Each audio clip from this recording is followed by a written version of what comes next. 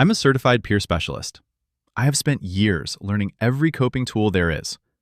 And a few years ago, I still woke up in a hospital bed.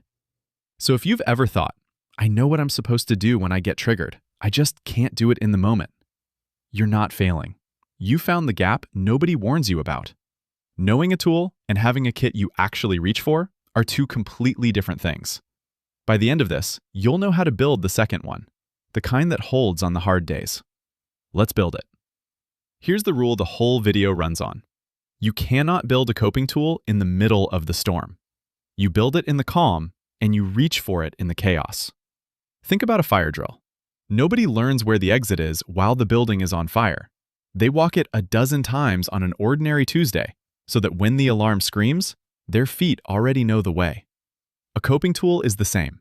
If the first time you try to use it is mid-flashback, mid-panic, mid-shutdown, it will not be there. Not because it doesn't work, because it was never built. That's the shift. Stop trying to find a tool when you're already underwater. Start building the kit now while it's quiet. So let's build the first one right now, together, while it's calm. The simplest tool there is. One breath.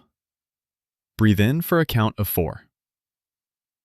Now out for a count of 6. Longer out than in. That's the whole tool. Here's why the long exhale matters. A racing body is running on the gas pedal. The slow exhale is the one part of that system you can reach with your own hand, and it tells the body, the danger has passed, you can come down. But only if you've practiced it. Do this 3 breaths a day, parked in your driveway before you're activated, so that the day the alarm fires, your body already knows the way to the exit. That's tool 1, already in your kit.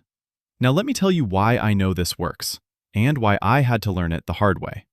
Tim here. I live with PTSD. I'm a certified peer specialist in mental health and substance abuse, which is exactly what makes the next part hard to say out loud. Because I had the credential. I had the tools. I taught them to other people. And for a long stretch, I could not use a single one of them on myself. One quick thing before I tell you what happened. If this is already putting words to something you've lived, subscribe. This Korvani series is the map nobody handed us. Okay, here's the part I don't usually lead with. I'd already learned these tools by the time it happened. I'd taught them to other people, had the credential on the wall. And then I was in a car accident. And it dropped me right back into a place I thought I'd left behind for good. The alarm started up again, and this time it would not quiet down. Nightmares, on edge, going numb for days at a time. And here's the thing, I could name every bit of it. I'd have spotted it in a client in 5 minutes flat. But on myself, I told myself I was fine, because I was the guy who knew the tools. That was the trap. Being the one with the answers became the exact reason I never reached for them. How could I be the one struggling when I was the one teaching this? So instead of using a single tool, I reached for the one thing that quieted the alarm fastest. I drank, to black it out. And that worked, the way flight always works, right up until it didn't. It cost me years. It cost me a part of myself I'm still getting back. Addiction was part of my story.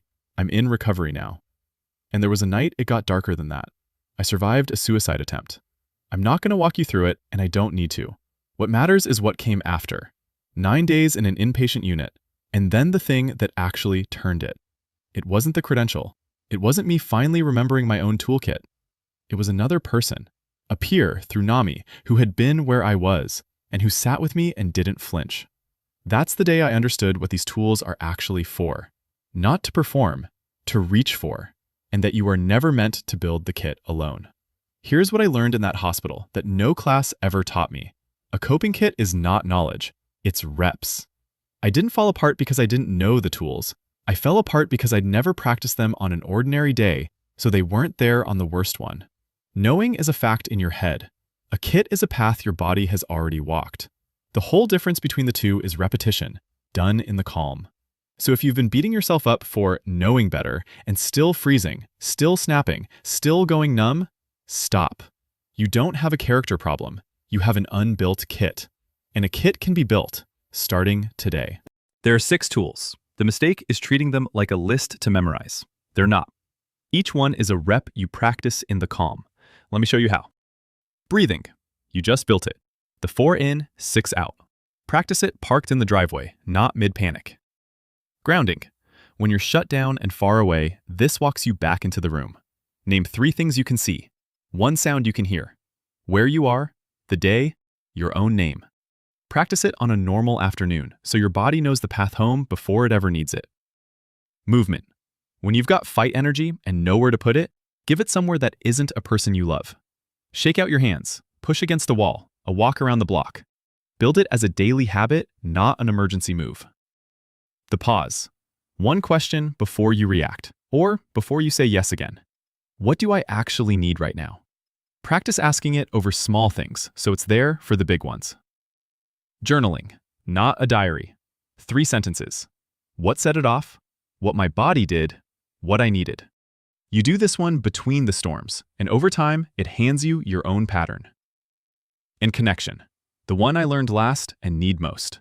A text that just says, rough day, telling one person the truth. This is the tool I almost died without. It's the one that turned everything. Build it before you need it. Know today the one name you'd reach for.